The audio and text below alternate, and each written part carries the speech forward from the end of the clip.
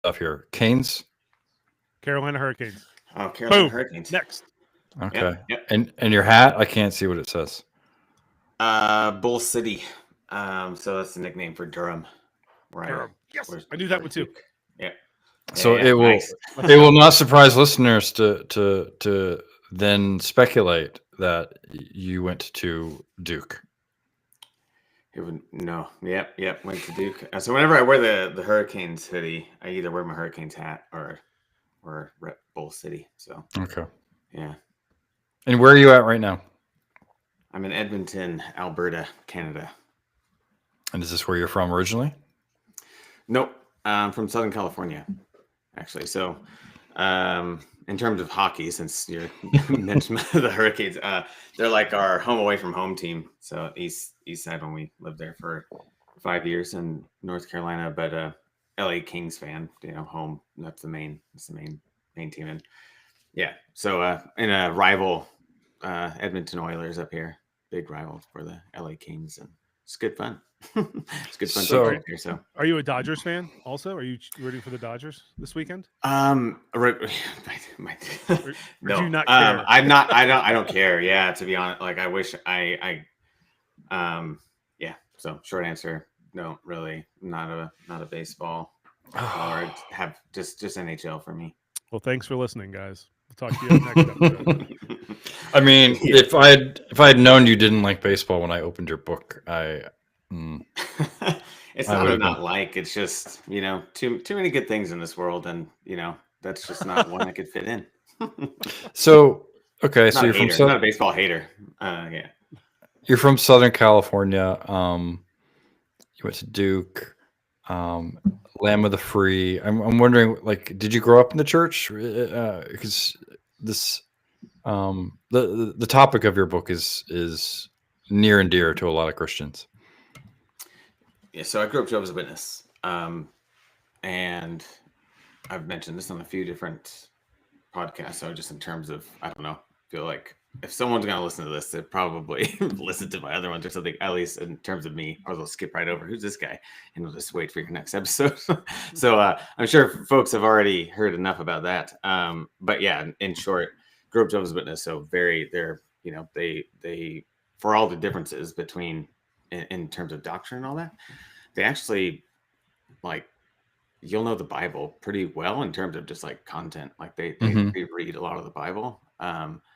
And so yeah, I've just been into the Bible growing up, and then obviously I'm no longer Jehovah's Witness now, but yeah, that story's long and complicated, but I wound myself through because of my mom, who so much backstory there as well, but ended up in like well, Go ahead, give us the backstory stuff. John MacArthur's vibe.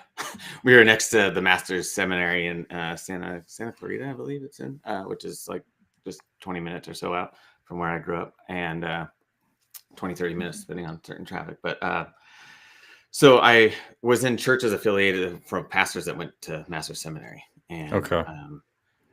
That was junior high and following, and then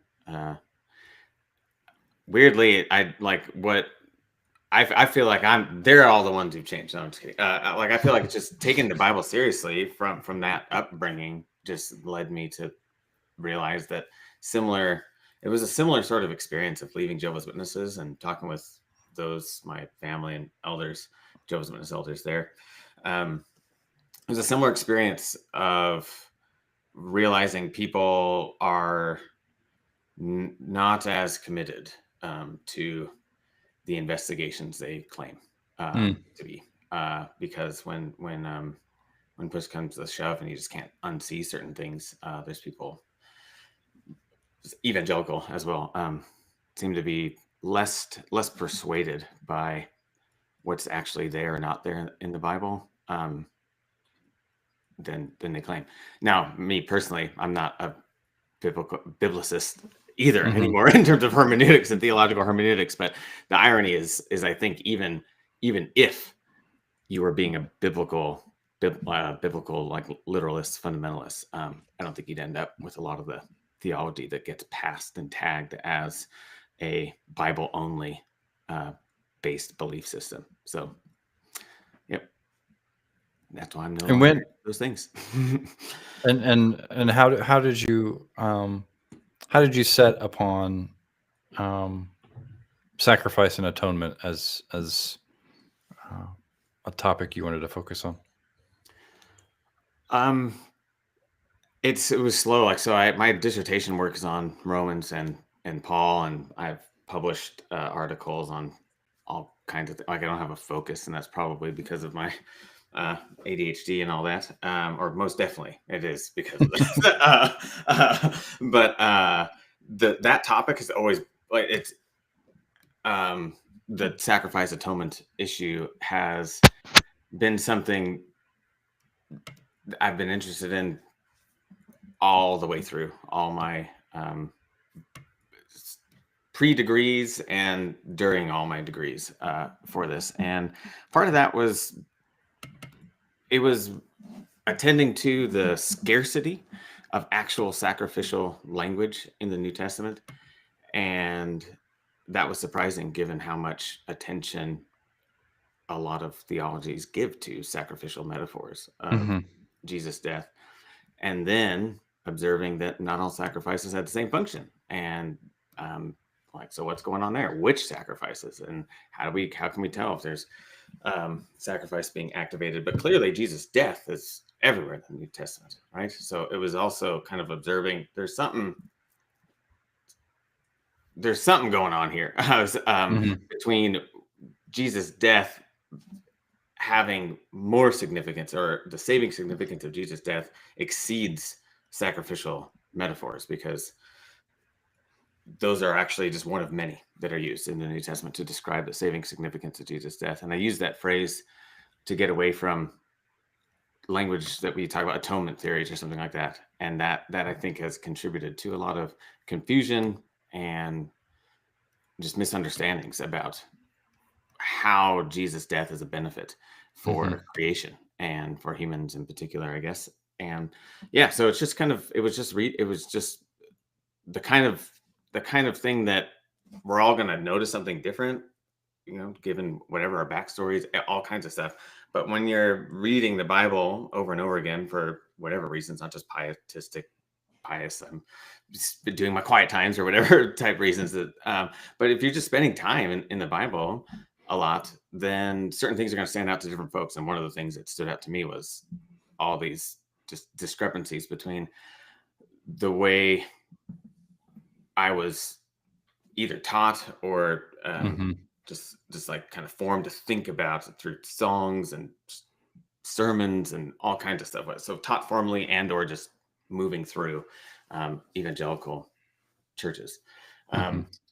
The way we would talk about the saving significance of Jesus' death didn't actually seem to cohere with what I was then reading, and like what was being proclaimed as the gospel was this system, whether it was penal substitutionary atonement, and sometimes even not that, like some other, like justification by faith, let's say, and then you'd get some sort of penal substitutionary atonement or something like that within a framework of justification by faith.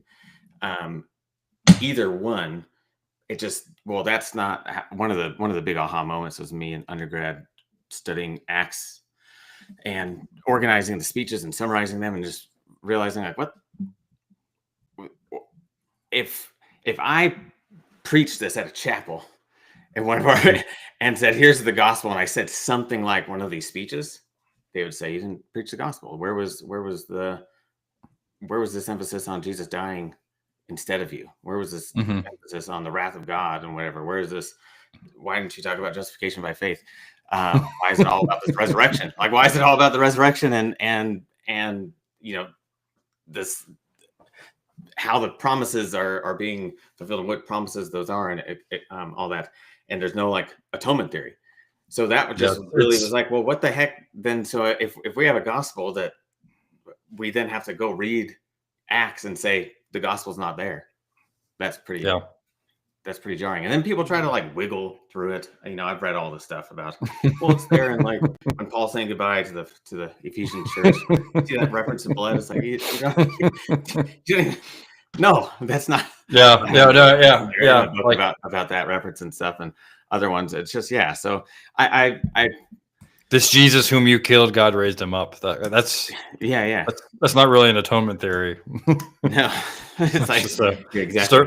So reporting a fact, just observations. That's basically where it comes down to. So all my little weird projects, I guess weird because I don't have like a line, a through line to all what I'm doing in terms of scholarship, but it just comes about by just observing, just kind of read and other, not just the Bible, but other primary texts too around that era, and just things will stand out to different people, and that's the joy of scholarship is other folks are seeing other things and just being able to connect dots that folks aren't maybe not connecting yet. It's really fun. Like right now I'm reading Ann Jervis's I forget the exact title, Paul and Time or something along those lines. And one of our key bits there, Pillar, is just a cool observation that's been like observed elsewhere, but just how she's applying it in terms of like there's no real contrast between old age, new age in Paul. It's the present evil age and in Christ, and what to take that seriously. And when there are like what scholars have called like new age concepts, for instance, to see how Paul like actually works with those and how they're all in a person, right? In Christ. And it's just basic observations like that though can unlock like just a lot of things in that book. And it's like, well, I've kind of seen that. Like it wasn't a surprise in terms of like never thought, but also just the way she's framing that observation. So it's just this is like, I just, you never know what you're gonna find. Just be surprised by spending time in the text and things will pop out. That's good. I have a question. So you brought up substitutionary atonement theory a little bit ago. And it's in the if for folks who go to Wippenstock's website, like substitutionary atonement, not bold letters, but it's in that first line. For listeners and those of us who maybe skipped atonement theory day in our time in seminary, can you help us understand why, when, how substitutionary atonement became so popular within the church? When, as you were saying, it doesn't really exist within the biblical canon. Sure, with the caveat a little bit that like that's beyond my pay grade. I like to stay in my lanes now. Sign up for the lecture on campus and you can hear it. No. Like, so you need someone else. You need someone else who's better versed in historical theology. No, see, we're all preachers here, and so we just like to pretend we know a lot more than we do. Yeah, I talk about stuff every Sunday. I have no idea what I'm talking about. So just speak with authority, even if you're not sure. Wave your hands around. Like, I mean, I have to use those gestures. So, when it comes to a lot of, did you want me to define penal substitutionary atonement or more, I guess, or sorry, I lost it, or just like how kind of what it is now, what it is now and how we got to where we're at now.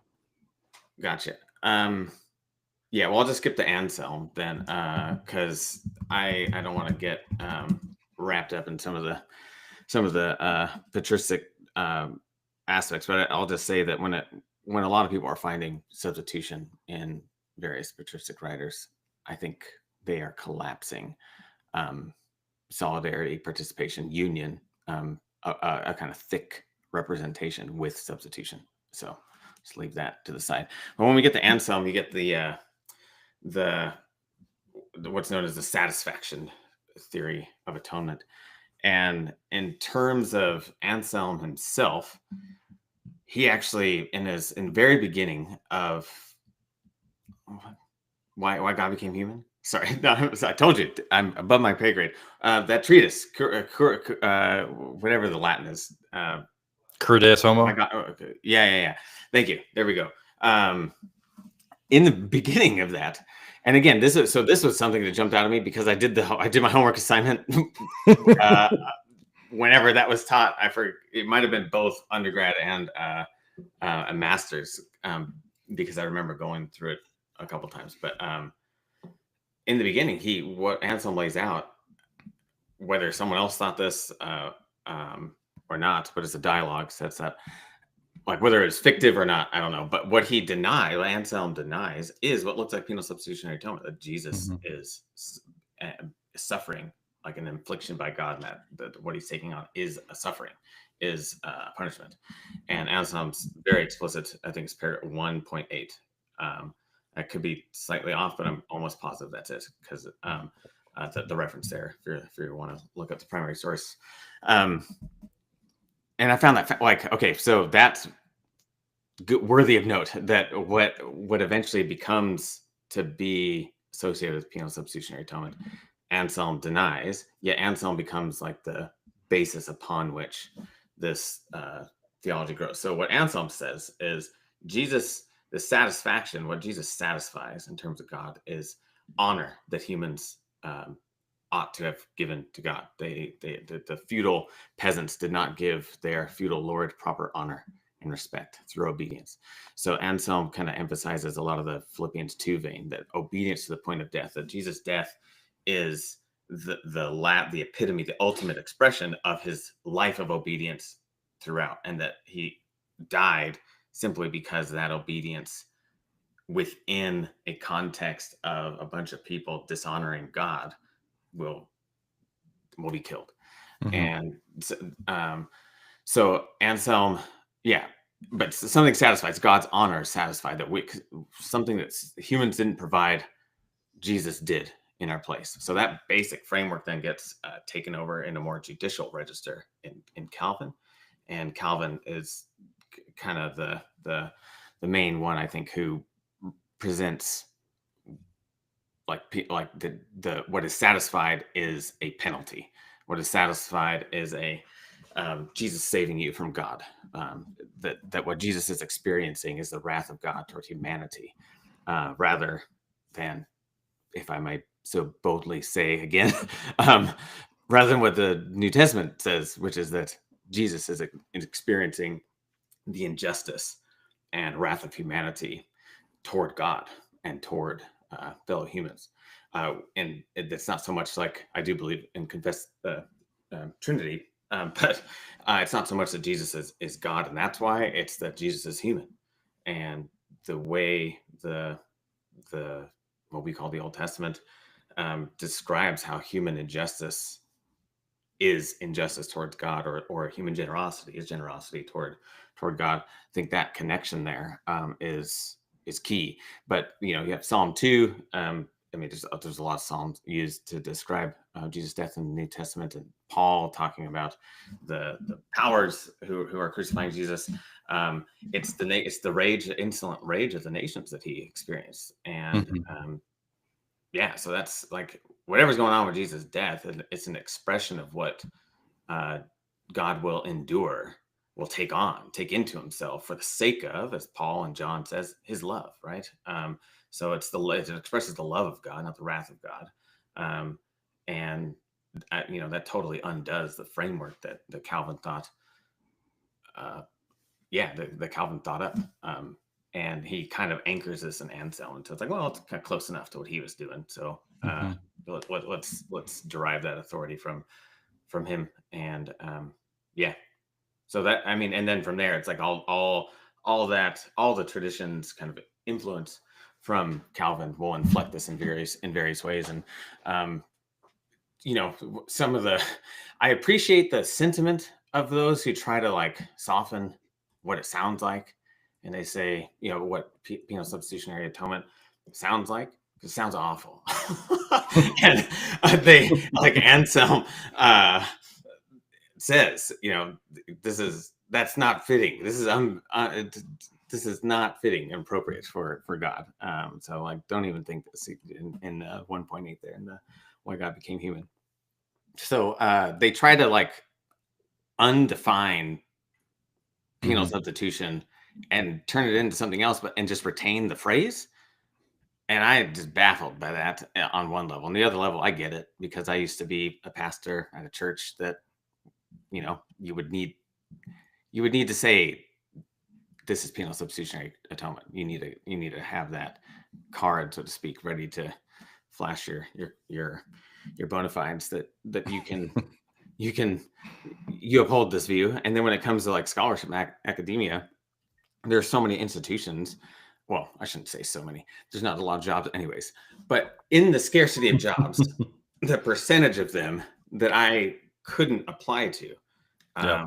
you know, there's a lot, because they would require you to sign statements that explicitly say, this is what I think about Jesus' death. And it's just, there's often not even a capacity for anything else, anything Yep. extra. Yeah. It's, That's this is what. Jesus' death Yeah. means, and it's a penal substitutionary sacrifice. And so on that level, I get why people have to find these funny ways of undefining penal substitutionary atonement to make it more palatable. But at the same time, it's no longer that. They're retaining the phrase for these institutional reasons. And I think that's a big problem, like just for broader, lack of a better term, the cultural aspect of and sociology of Christianity developing here in this era and over these generations. It's going to be a really weird, you know, looking back at like, oh, we force people into saying weird things because otherwise they didn't have a job. And so I think that's why we get some of these like redefinitions, but it's just that these are redefinitions that are often, sometimes it's still like, that's just as bad. I don't care. Like he didn't fix anything, but sometimes it's like, well, that's no longer substitutionary then, or that's no longer penal and retributive then, like whatever it is that they're offering. So yeah, I find that like instructive just on a kind of meta level, I guess one level higher of, I think some of this is a problem because of the way we collect, like broadly speaking, we Christians have kind of hamstrung ourselves in certain places in the Protestant traditions. That's why I asked about your interest in it, because you know, lay people may not be aware that how you answer the question, why did Jesus die, is a question that you then exempt yourself from a lot of Christian company who then will not see you as orthodox, even though it's a question that the creeds make a point not to answer themselves. But I find. Oh, go ahead. I was just going to quote Anselm. I could do that or not do that. No, go. Yeah, sure. I finally found out because I was trying to find it. So he says that it is Book 1, Chapter 8. So he says, God the Father did not treat that man Jesus as you apparently understand him to have done, nor did he hand over an innocent man to be killed in place of the guilty party. Which is, there we go. I mean, he goes on even more, but there's a nice little nugget if you just keep reading. If anyone's interested, look that up. Look at chapter 8 there, Book 1, and that's what I think people are kind of intuit sometimes, like, and I don't think Anselm's right either a bit on his full thing, but at the same time, at least he's denying what ought to be denied, I think. And I think that's instructive. You mentioned the power of just simple observations. Reading your book, I was reminded of a short little observation that Robert Jensen makes in a very small chapter on atonement that he writes, where he just makes them, you know, he just notes that the cultic system that is present in the Old Testament is completely alien both to the Christian world we now inhabit, but also to the Jewish world as Jews inhabit it. And that was a way of reminding me that we have a whole lot of very precise atonement theology based on an understanding of a world that is no longer, and there's not a lot of humility that goes along with that distance of time and culture. And I was reminded of that because you do spend a lot of time in your book, Lamb of the Free, going through how to understand these sacrifices in the Old Testament. And so I'm wondering if you could just, you know, spend a few moments just kind of helping people understand in broad strokes what these sacrifices are and are not. hmm So I think, let me see if I could do it. Now this is, I've done a few interviews, and so We're the best. I don't know if I'm getting better or worse, to be honest. Like, but let me try to be as brief as possible. Which, knowing me, I'm just talking to myself here to give myself some inner accountability. So who knows what this is going to end up like? But let me try to be as brief as possible, then as I know how to be, and then you can ask the follow-up questions. So I'd say some of the key observations I want folks to know, or maybe be curious about, to then go read it in depth, is there's both atoning and non-atoning sacrifices. So that's like one of the basic observations there.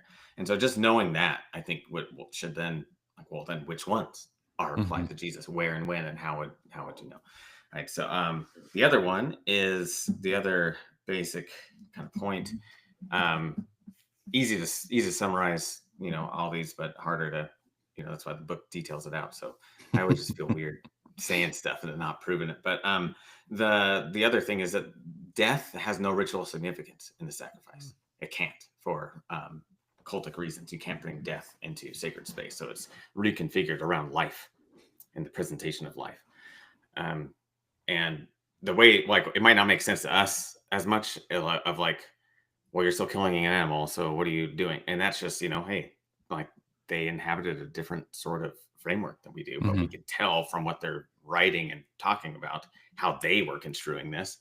And so who are we to then say, nah, we're gonna, you don't know what you're talking about, or whatever. Like, let them present this how they're presenting it. And the priestly writers are, they seem to be the ones who if they didn't write Genesis 1, that creation account, they at least adore it and preserved it, because this whole, like, humans aren't even supposed to be eating meat, right? Even though there's a concession after the flood, it's still very much like this isn't right, because there is a death there, right? So then, but sacrifice is also very obviously a biological death is occurring. And the way they kind of like make the problem worse in order to reconceptualize the problem. So one of the points about this death, that, like, sacrifice isn't about death, is not just that it's given no ritual significance.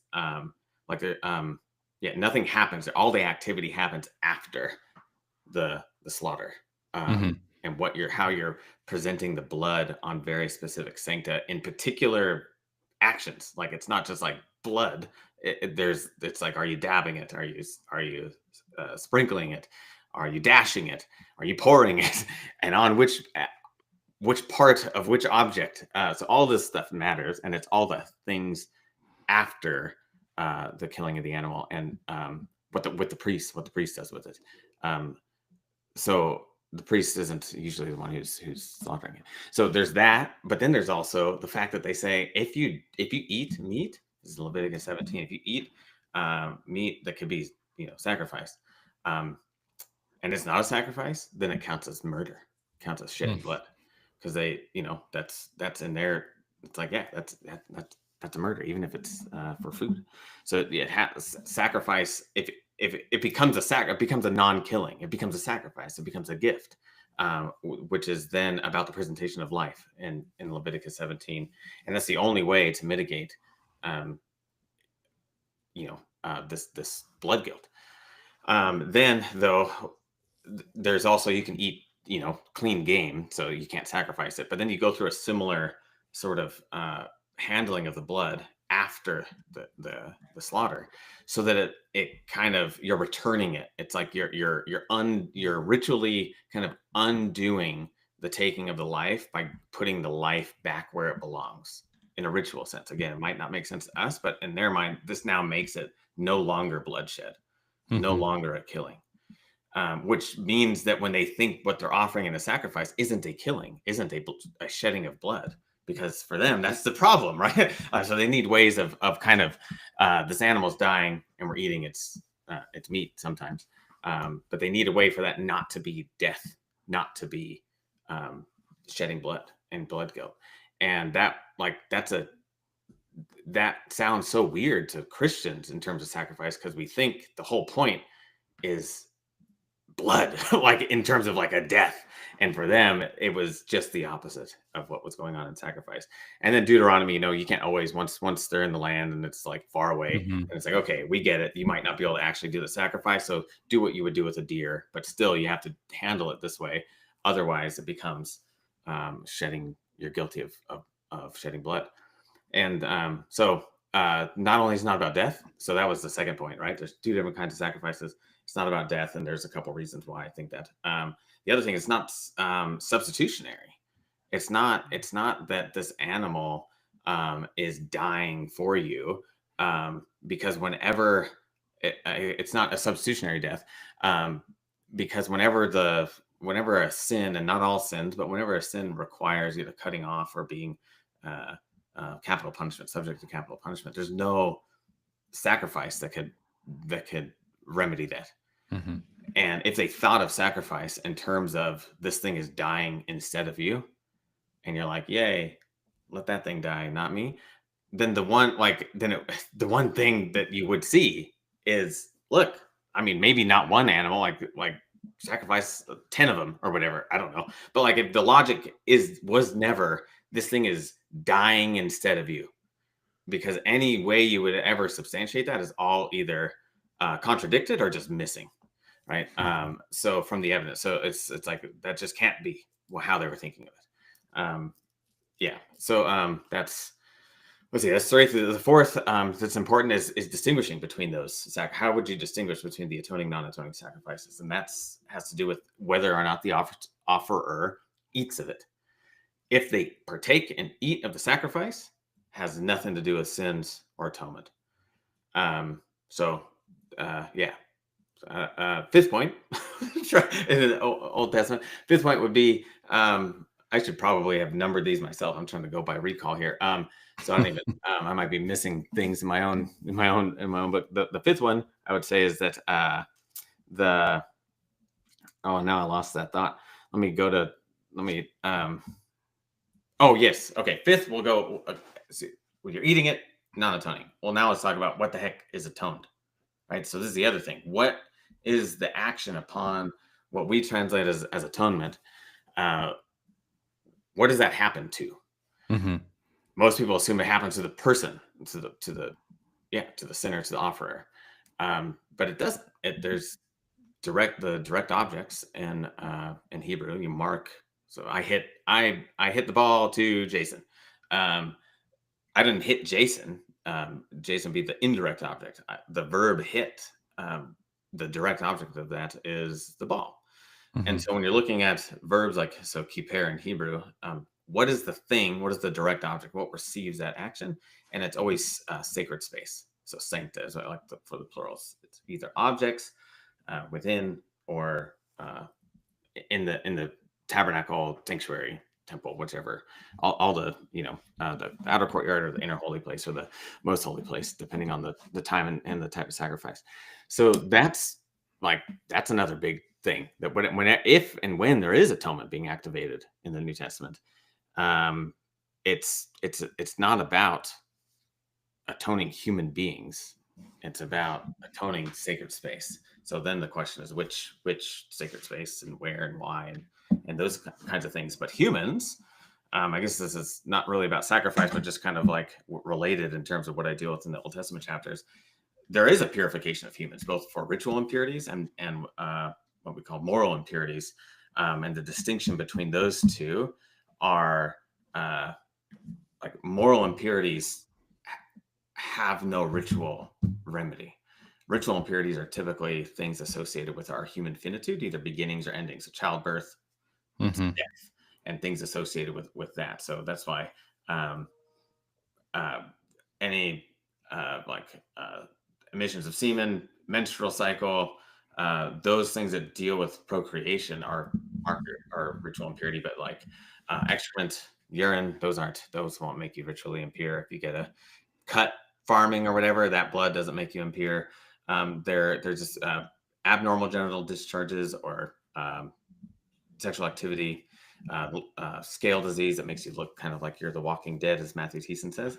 What So about sexual what impurity- about what about kidney stones? Todd's suffering Kidneys- kidney stones right now. Oh, that's just an ailment. That's just your human. That's just your weakness and frailty. Okay. That's yeah. There's particular things there. Moral impurities are sins that don't have they're those sins that don't have the sacrificial remedy, but so there's certain sins that contaminate the sacred space, the sanctuary, and then there's other ones that contaminate the person and the land, and that would make you morally impure. And these are sins of murder, sexual immorality, and idolatry, broadly conceived. All three of those are the main categories detailed in Leviticus 17. Mhm. And what lost my thought again there. Moral impurities, ritual impurities. So there is a cleansing of the person, right? When it's ritual impurities, so nothing to do with sins, those go away through washing, through like a baptism, an immersion into the mikveh, and usually the passing of some length of time. That could be like the sun down for some cases, or a week, depending on, there's various details, but it's some mixture of water washing and time. Now, the prophets talk about the cleansing, because moral impurity has no sacrificial or ritual remedy. The prophets speak about that cleansing of the person that needs to happen from those grave sins, we'll call them, because they lead to death, and there's no substitutionary death sacrifice, back to those other points. But the way the prophets talk about the moral purification isn't through a sacrifice, but through a divine water washing in the spirit. So it makes an analogy to the ritual purification system when it's talking about moral impurity. So I don't want to, in just the summary, like what I mean by there's atonement doesn't affect people, but it's on sancta. That's not to say that people don't have a cleansing that they undergo or need, right? I'm sure some folks may be listening are like, well, what about these, texts talk about us being cleansed or whatever. Yeah, you're right. But you're not cleansed by a sacrifice, and they wouldn't be thinking that all of a sudden. That's our fault for conflating certain notions like way after the fact and saying, oh, this must have happened because it's a sacrifice. No, it happens because there's one historical event that is not obviously a sacrifice. There's no altar. He's a political execution by Rome, hanging out there outside the city in shame, and they're making meaning of that event, trying to explain its significance through a variety of means. And one of those means is by relating it to Israel's sacrificial system and moral purification system. But because it's that singular event of the death of Jesus, doesn't mean that everything else then collapses into each other. Like they're making distinct points as they relate the significance of Jesus' death to these various things. So when it's about our purification, and in the New Testament, it's just like what the prophet said. It's through our washing of the Spirit, and it's through our baptism, and this baptism though into the event of Jesus' death, co-crucifixion, co-suffering, and because blood is a liquid of sorts, it can be analogized as it is to water and to oil, like ordination oil, as well as to sacrificial blood, but it just isn't inherently sacrificial blood. And then you would ask which one, atoning, non-atoning, just because it mentions our blood, Jesus' blood or something like that. It just means his violent death has brought about these effects that you can understand if you understand Israel's system, or whatever aspect's being activated. So I hope that was a summary, but I hope there is a purification that happens to humans, but it is consistent with what you were led to expect. Reading the prophets, that this is going to be a washing. It's not, and so we can be immersed in Jesus' death and I think more than just a metaphorical way. For Paul, it's actually active through the Spirit of Jesus actually being in us and binding us to Christ and to his death. And that purifies us, but it's not, it's a union with his, as Hebrews says, his indestructible life. That's the purifying agent. It's not, he died instead of you, because the whole point is that you're going to then be right there with him, or already are, and you just need to realize it. So Todd, having recently celebrated your 75th birthday,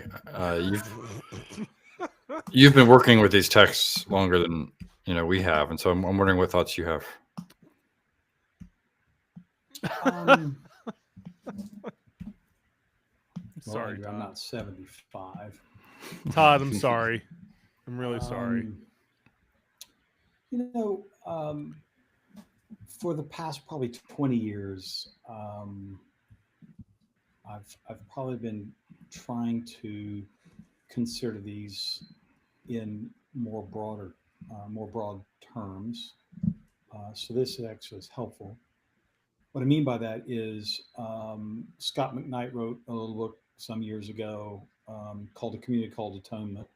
Mhm. Attempting to really kind of, say that when we're talking about atonement, there are a lot of things getting done, and here are some metaphors and pictures. Mhm.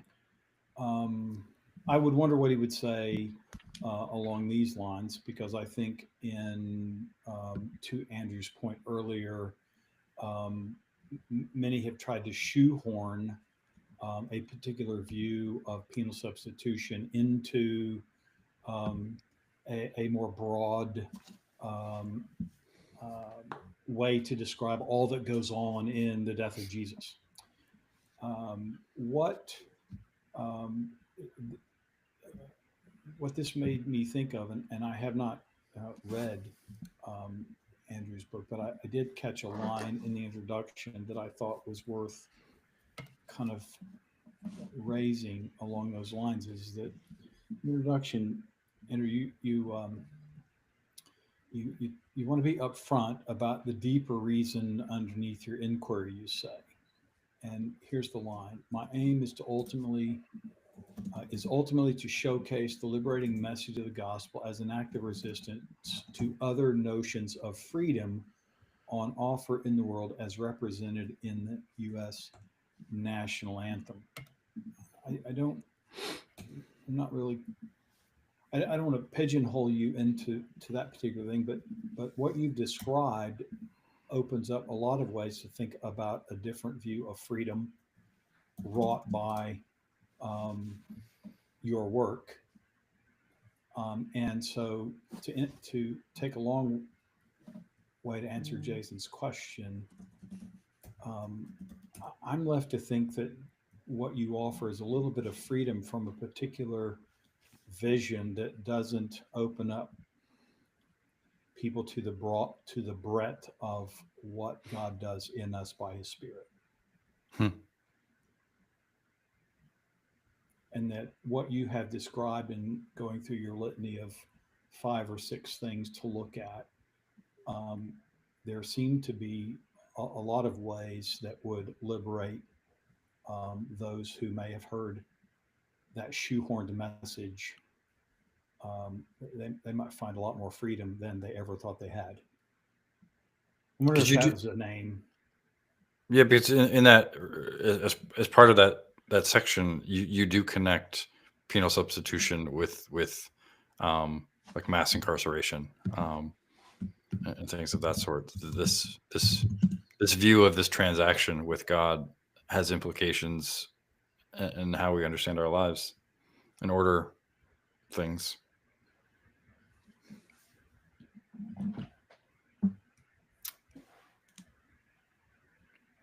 I mean, that I hope I succeeded that, Todd, when you finish the whole thing. I hope that I delivered on that. But yeah,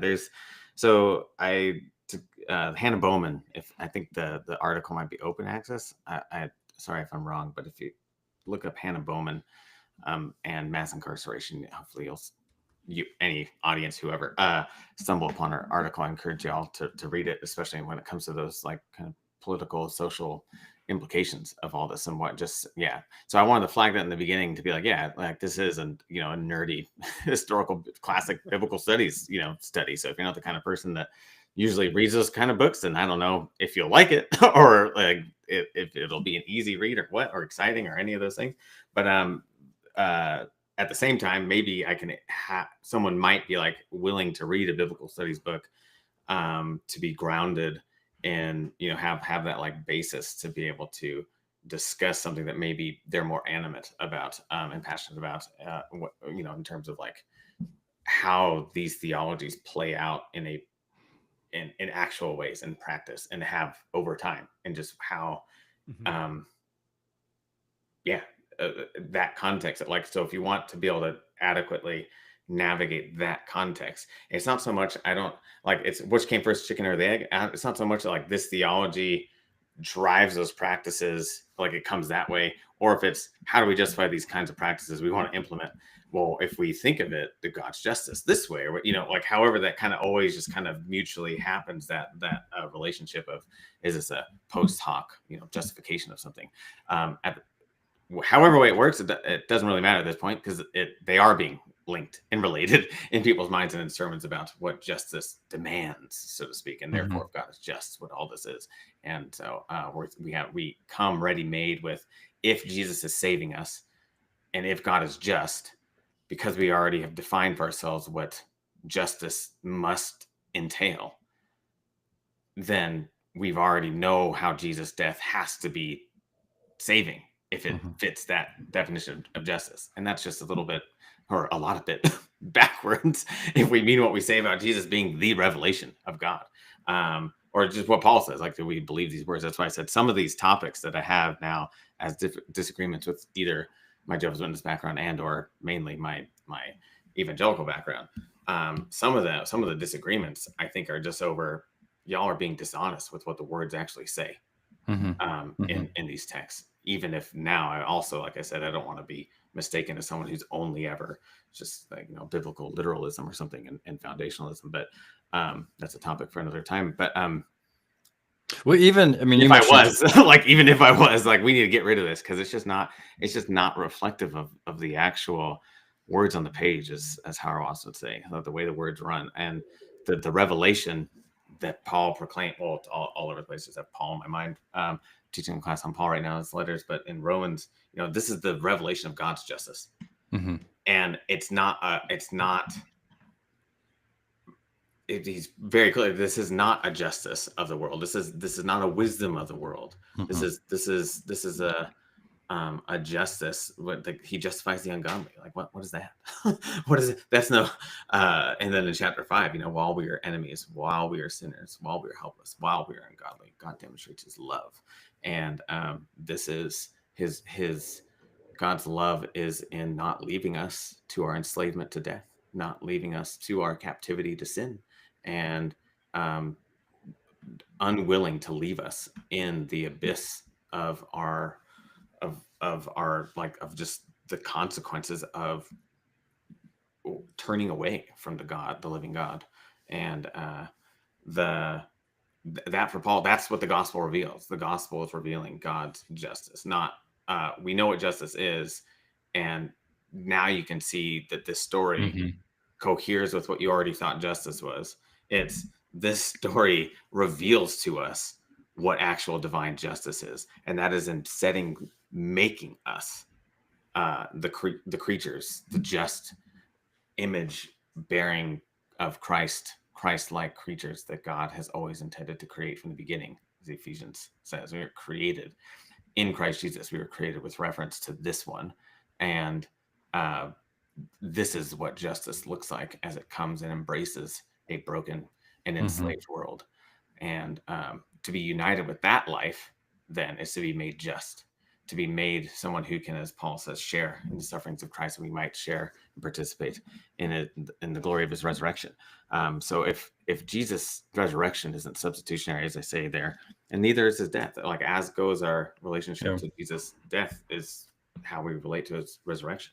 And anyway, so like it's like where the story of Jesus has to do something to our notions of otherwise he's just like I don't know, like you turn Jesus into something that confirms an abstraction that we already had already, that, and he just kind of like, oh, see, okay, yeah, we got our theory of truth, we got our criteria of what this would mean, and then, oh, look, this coheres with it, rather than being something that's actually the apocalyptic unveiling that the apostles say that it is. Yeah. So, yeah. That's good. So Todd and I were just recently at a conference where Chris Green was making the argument. He was wanting to contrast like Noah's Ark ARK with Noah's Ark ARC, and he was making the point that we don't read these passages in these stories all the way to the end, and that we're just bad readers of Scripture, and we and I think this is true too. That like something like a word like atonement or justification are ways that we talk about the story of Jesus, but instead in the church they've become things to be believed. Mm-hmm. And it's I think we do a real disservice to people. Yeah, for sure. And it's, I'm hoping like for you said you're, it's pastors and preachers. Like, I think I'm hoping primarily, like, I want to make a contribution to scholarship and kind of like, have the receipts, as they say, as the kids say these days. Actually, it's probably the kids don't say that these days. It's probably just geriatric millennials that still think we're young. But yeah, like to have those receipts there. But like, I really think like, Todd, you're saying like to have freedom, like to learn to proclaim the freedom in Christ that is just overwhelming. And it could be this particularly overwhelming when you've been nurtured and told that who God is something other than the one revealed, Jesus. God is like Jesus. Mm-hmm. And that if you take that and say that what Jesus is revealing is God's wrath toward humanity, then you've not only just failed to read the way John says what's being revealed there, but it's like, so you're just wrong on like an exegetical level.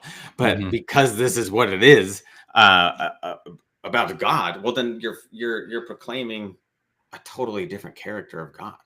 I think it's so that's a big deal. But I also don't want to kind of it is important, but at the same time, hey, God had me when I was Jehovah's Witness. I'm no longer of like, oh, you have to believe these right things and then you are saved or whatever. It's like I was just already drawn and being and kind of dragged along, I guess. Like I had some fun and do still along this journey, but sometimes I just feel like I'm being shoved in various directions.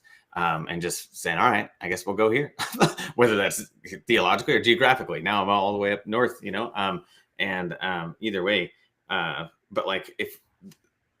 my views of God have changed. At the same time, I know this to be the one God I've always known. So I also, as much as it's important and it's serious to not mischaracterize God, at the same time, I don't want others to be discouraged or have this sense of, if I don't anxiously then go find out all the true things, that I'm somehow not in communion with the creator and maker and reconciler of all things. Like, no, you are.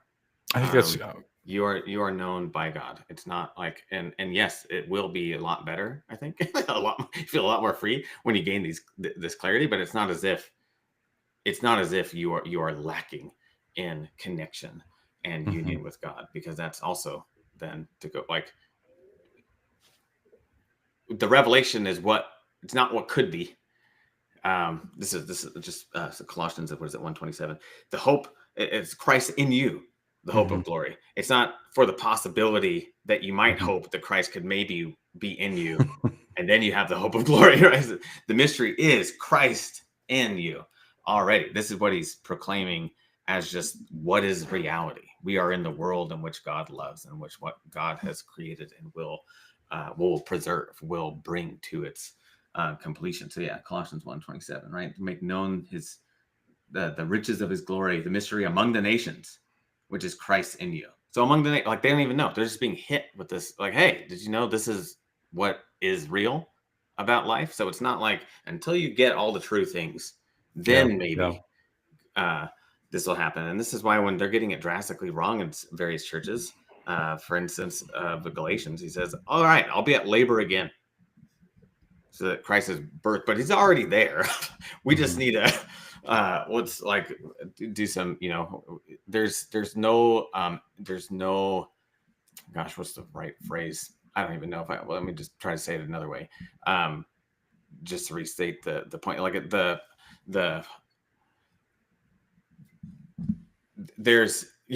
we need to rest assured that as much and as fun and as important and significant it is to have our minds and perception renewed, to be able to rightly see this. It's like, Paul, I want you to know this. I want the eyes of your heart to be enlightened. You understand the depths of God's love, the height, breadth, length, width, etc. But it's already there, whether you know it or not. Does that make sense? And yes, it's important to know, and that will change your existence in these mortal bodies as we experience them going forward. But it doesn't change God's knowledge and grasp and hold and security of us.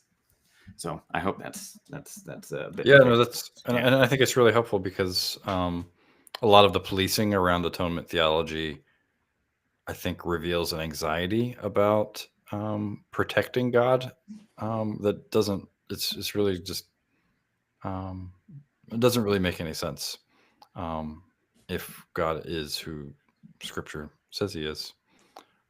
But Andrew, so your book is Lamb of the Free: Recovering the Varied Sacrificial Understandings of Jesus's Death. Yeah, so I mean, thank you for your time, and thank you for the book. Thank you. Oh, thanks for having me on. Good conversation. I hope it's fun for me at least. So Likewise. So what classes are you teaching right now? One on Paul?